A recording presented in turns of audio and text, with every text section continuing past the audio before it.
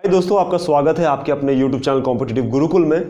तो फ्रेंड्स, आज मैं आपके लिए ESIC MTS के प्रीवियस ईयर क्वेश्चंस लेके आ रहा हूँ फ्रेंड्स, और ये सेट 6 है। 5 और वीडियो बनाए जा चुके हैं आपके इसी चैनल पे। अगर आपने उस वीडियो को नहीं देखा है तो डिस्क्रिप्शन में लिंक है, उसमें जाके आप देख सकते हैं।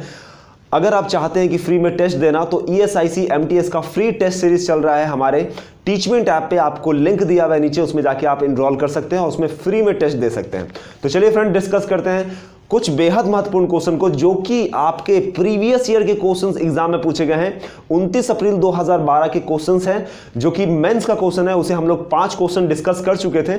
आज भी कुछ क्वेश्चंस को डिस्कस करेंगे। चलिए चलते हैं। तो देखिए फ्रेंड्स, 56 नंबर क्वेश्चन है। इसके पहले 50 से 55 तक हमने डिस्कस कर लिया। अब 56 नंबर क्वेश्चन क्या कह रहा है? How much time will it take for an amount 450 to yield ₹81 as interest at 4.5% per annum of simple interest. आपसे पूछ रहा है कि 450 रुपया है आपके पास, एज मूलधन है, प्रिंसिपल है, अमाउंट है। इसको 81 इंटरेस्ट, ठीक है, 81 इंटरेस्ट बनने में, ठीक है, 4.5% एनम से, ठीक है, कितना साल लगेगा ये पूछ रहा है। तो आपको पता है फ्रेंड्स, सिंपल इंटरेस्ट का फॉर्मूला क्या होता है? सिंपल इंटरेस्ट का होता है P into R into T by 100 होता है। पता है? ठीक है, नहीं पता तो जान लीजिए। साधारण ब्याज क्या होता है? मूलधन गुने दर गुने समय बटा 100 होता है। अब देखिए, साधारण ब्याज आपको कितना लाना है? 81 आपका होना चाहिए, तो 81 यहां लिख देते हैं, बराबर मूलधन कितना है? 450 है, 450। रेट ऑफ इंटरेस्ट कितना है? दर कितना दिया हुआ है? 4.5%। टाइम आपको नहीं पता, T लिख दीजिए और बटा 100 कर दीजिए। इसे सॉल्व करते हैं, ठीक है। डेसिमल हटेगा तो यहाँ शून्य बैठेगा, शून्य से शून्य चला गया। 5 से काटेंगे 20 बार में, 5 9 45, फिर 5 9 45, 5 चौक 20, और 9 गुने 9 कितना होता है? 81। ये दोनों कट गया, 81 कट गया। मतलब टाइम कितना लगेगा? 4 साल में क्या होगा? आपको 81 रुपया एज अ सिंपल इंटरेस्ट आपको प्राप्त होगा, ठीक है। चलिए नेक्स्ट क्वेश्चन आपका क्या है? क्वेश्चन नंबर 57 क्या कह रहा है? What is the probability of getting a sum 9 from 2 throws of a dice. ठीक है, अगर किसी डाइस का बात करें, डाइस जानते हैं आप, छक्का जो होता है, लूडो आप खेलते हैं तो उसमें ऐसा डाइस होता है ना, जिसमें 1 2 3 4 5 6 लिखा रहता है। तो किसी एक डाइस में कितना फेसेस होता है? 6 फेसेस होता है। कितना? 6 फेसेस होता है। उसी प्रकार इसमें क्या कह रहा है? 2 अगर डाइस हम लोग फेंकते हैं, क्या करते हैं? 2 डाइस अगर फेंकते हैं तो आपका बोल रहा है 2 डाइस अगर फेंकेंगे ना तो 9 आने का चांस कितना है? तो देखिए, अगर 2 डाइस फेंकते हैं तो क्या हो सकता है? एक तो एक डाइस में 6 आए और दूसरा डाइस में 3 आए, तब 9 आ सकता है जोड़ने पे। या तो 3 आए एक डाइस में, दूसरा में 6 आए, तब आ सकता है। नेक्स्ट अगर बात करते हैं, एक में 5 आए और दूसरे में 4 आए, तब आपका 9 बन सकता है। या एक और में 4 आए और दूसरे में 5 आए, तब आपका डाइस आपका 9 आ सकता है। तो मतलब कितना बार? 1 चांस है, 2 चांस है, 3 चांस है, 4 चांस है, ठीक है। 4 चांस में ऐसा हो सकता है। अब हम लोग फेंक कितना रहे हैं? 2 डाइस फेंक रहे हैं, तो एक डाइस में 6 फेसेस होता है, ठीक है ना। तो 2 डाइसेस में टोटल नंबर ऑफ फेसेस जो हो जाएगा, कितना हो जाएगा? टोटल नंबर हो जाएगा कितना? तो ये हो जाएगा 6 गुने 6 हो जाएगा, दैट इज 36 हो जाएगा। क्या हो गया? 36। अब प्रोबेबिलिटी क्या होता है? प्रोबेबिलिटी जो होता है, कितना बार 9 आने की संभावना है? 4 बार, तो 4 हो गया। टोटल सम कितना है? 36 है, ठीक है। काट लीजिए, कितना आ जाएगा? 1/9 आ जाएगा। यही आपका क्या हो गया? प्रोबेबिलिटी हो गया। समझ में आया? ठीक है, चलिए, समझ में आ गया होगा, उम्मीद कर रहा हूँ फ्रेंड्स। 4 बार ऐसा है, ऐसा प्रोबेबिलिटी है कि आपका 9 आ सकता है। पहला डाइस में 6 आ जाए, दूसरा डाइस में 3 आ जाए, तब आ सकता है। पहला डाइस में 3 आ जाए, दूसरा डाइस में 6 आ जाए, तब आ सकता है।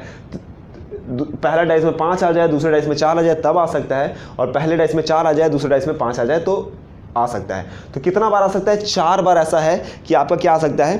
आपका 9 आ सकता है, ठीक है। टोटल नंबर निकालना है, 2 डाइस फेंक रहे हैं तो क्या करेंगे? 6 का स्क्वायर कर देंगे या 6 गुने 6 कर देंगे, तो आपका टोटल नंबर ऑफ कितना हो गया? 36 हो गया। प्रोबेबिलिटी क्या होता है? जितना बार आ सकता है और जितना टोटल नंबर हो गया, दोनों को भाग कर दिए, 1/9 आपका आंसर हो गया, ठीक है। चलिए नेक्स्ट चलते हैं 58 नंबर क्वेश्चन पे। उम्मीद कर रहा हूँ आपको समझ में आ रहा होगा। समझ में नहीं आ रहा तो मैं हट जाऊंगा, आप स्क्रीनशॉट लेके रख सकते हैं, ठीक है। अब क्या कह रहा है? एक ऑब्जर्वर है, क्या करता है? 1.6 मीटर टॉल है। कितना लंबा है? 1.6 मीटर टॉल है। मैं यहाँ पे फिगर बना देता हूँ, ठीक है। देखिए 1.6 मीटर यहाँ पे लंबा है। क्या है? एक ऑब्जर्वर। 1.6 मीटर लंबा है। अब क्या कह रहा है देखिए, tall is 203 metre away from a tower. एक टावर यहाँ पे मान लीजिए ये टावर है, ठीक है, इससे कितना मीटर की दूरी पे है, 203 मीटर की दूरी पे है, 203 मीटर की दूरी पे है, ठीक है ना।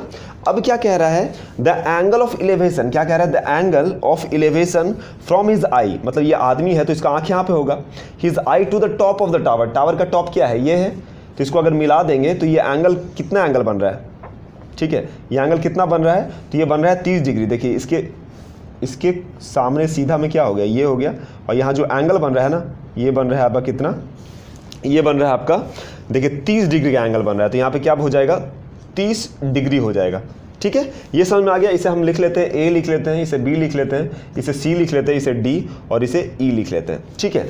अब आपको देखिए, आपसे पूछ क्या रहा है, आपसे पूछ रहा है कि टावर का हाइट क्या है, हाइट ऑफ टावर मतलब यहाँ से यहाँ तक का क्या लंबाई है, आपसे पूछ रहा है, ठीक है। तो अब हम क्या करेंगे, सबसे पहले आपको पता होना चाहिए tan 30 का वैल्यू क्या होता है, ठीक है। tan 30 का वैल्यू क्या होता है, tan 30 अगर लेंगे तो आपको पता है tan थीटा बराबर परपेंडिकुलर बाई बेस होता है। यहाँ पे अगर इस एंगल का लेंगे तो परपेंडिकुलर क्या हो गया, AB हो गया, और बेस क्या हो गया, ये हो गया, तो ये 203 मीटर है, CD अगर 203 है तो EB क्या हो जाएगा, ये भी 203 हो जाएगा। क्यों हो जाएगा, दोनों समानांतर दिख रहा है ना, तो EB भी आपका क्या हो गया, 203 हो गया। तो tan 30 क्या होता है, परपेंडिकुलर बाय बेस होता है। परपेंडिकुलर यहाँ क्या है, तो यहाँ AB है, तो यहाँ AB लिखेंगे, और बेस क्या है, बेस है आपका BE है, BE लिख देंगे, ठीक है। अब tan 30 का वैल्यू होता है 1/√3 होता है। परपेंडिकुलर आपका कितना दिया हुआ, परपेंडिकुलर नहीं पता तो उसको हम छोड़ देंगे AB, ठीक है। BC आपका कितना दिया हुआ है, 203 मीटर दिया हुआ है, 203 मीटर लिख देंगे। तो AB बराबर क्या हो गया, AB बराबर हो गया 203 बटा क्या हो गया, √3 हो गया। इसको सॉल्व करेंगे तो √3 बटा √3 आ जाएगा, कर लेंगे इसे तो क्या आ गया, 203 √3/3 आ गया, ये आ गया। अब देखिए आपको क्या है, ये जो आया AB आ गया, ठीक है। आपसे पूरा टावर का हाइट पूछा है ना, यहाँ से A से लेके C तक का हाइट पूछा है, तो BC आपका कितना है, BC ED के समान दिख रहा है, यहाँ 1.6 है तो BC भी 1.6 होगा, समझ में आ रहा है। AB आपको पता चल गया, और BC आपका 1.6 है, दोनों को ऐड कर देंगे। इसी में हम लोग क्या करेंगे, 1.6 ऐड कर देंगे। इसे सॉल्व करेंगे, सॉल्व कैसे कीजिएगा मैं बता देता हूँ। इसमें सॉल्व में क्या करना है, 3 से यहाँ गुना कर देना 1.6 में, तो क्या आ जाएगा, 4.8 आ जाएगा। क्या, तो यहाँ एलसीएम ले लेंगे हम लोग, एलसीएम लेंगे तो 3 यहाँ हो जाएगा, यहाँ क्या हो गया 4.8, और इसको क्या करेंगे, 203 को √3 से हम लोग गुना कर देंगे, √3 का वैल्यू होता है 1.732।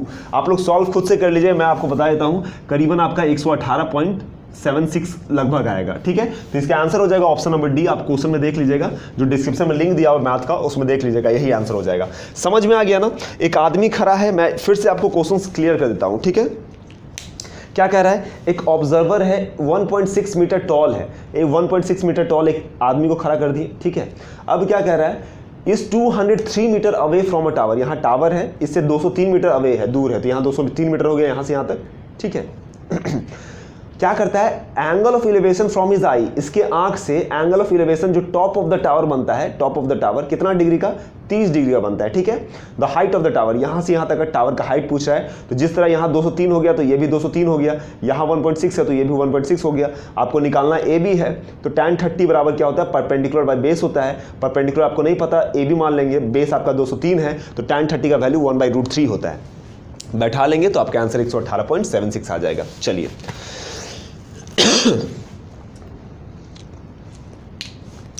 नेक्स्ट चलते हैं 59 नंबर क्वेश्चन पे।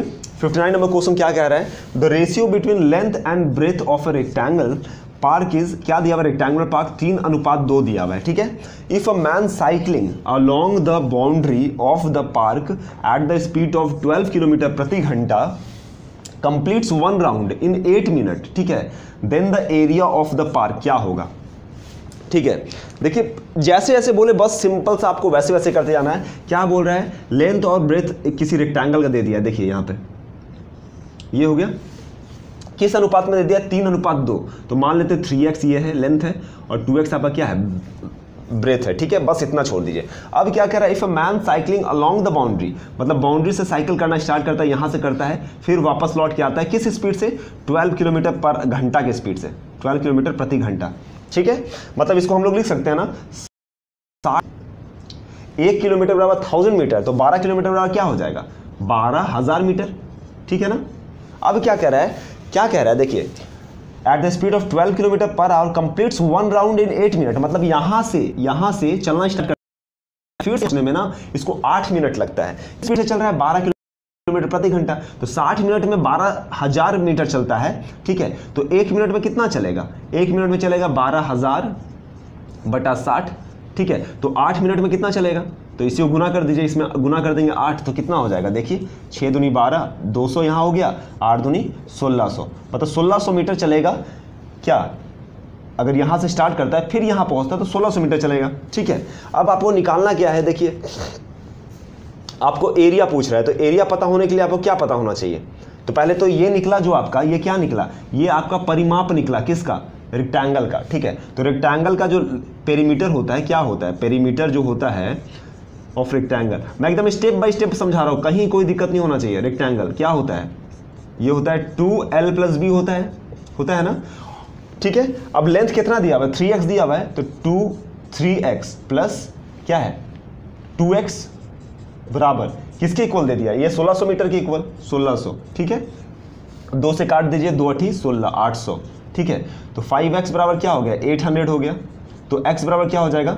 160 हो जाएगा। ये x क्या आ गया? ये आ गया, तो इसका लेंथ कितना हो गया? देखिए 3 गुने 160 मतलब कितना हो गया? 480 लंबाई हो गया आपका। ये कितना हो गया? 2x। ब्रेथ कितना हो गया? 2 गुने 160 मतलब 320 आपका क्या हो गया?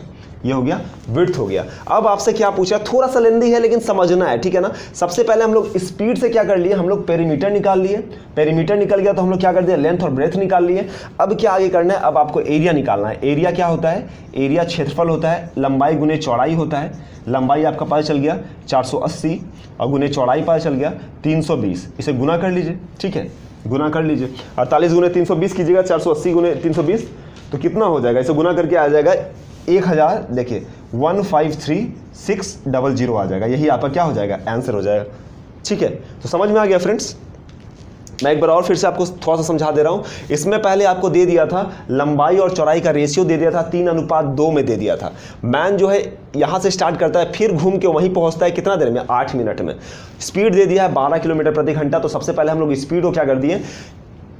मीटर और मिनट में चेंज कर दिया, तो 60 मिनट में 12,000 मीटर जाता है, तो 1 मिनट में 12,000 बटा 60, तो 8 मिनट में राउंड लगाता है ना, मतलब पेरीमीटर, तो 8 मिनट में कितना हो जाएगा? 1600 मीटर, मतलब इसका पेरीमीटर हो गया 1600। फिर आपका पेरीमीटर ऑफ रेक्टेंगल आपको पता है 2l + b होता है, उसी में बैठा दिए तो आपका x आ गया, जो कि लेंथ आ गया 480 और ब्रेथ आ गया आपका 320। अब कुछ नहीं करना है, क्षेत्रफल है 480 गुना 320 कर दीजिए, उसको गुना करेंगे तो 153600 आ जाएगा आपका। क्या आ जाएगा? ये आ जाएगा मीटर स्क्वायर आ जाएगा। ठीक है, यही आपका क्या हो गया? आंसर हो गया। तो फ्रेंड्स इस तरह के क्वेश्चंस मैं आपके लिए डेली बेसिस पे ला रहा हूँ, प्रीवियस ईयर क्वेश्चंस को ला रहा हूँ। उम्मीद कर रहा हूँ कि जो मैं समझाया आपको अच्छा समझ में आ गया होगा।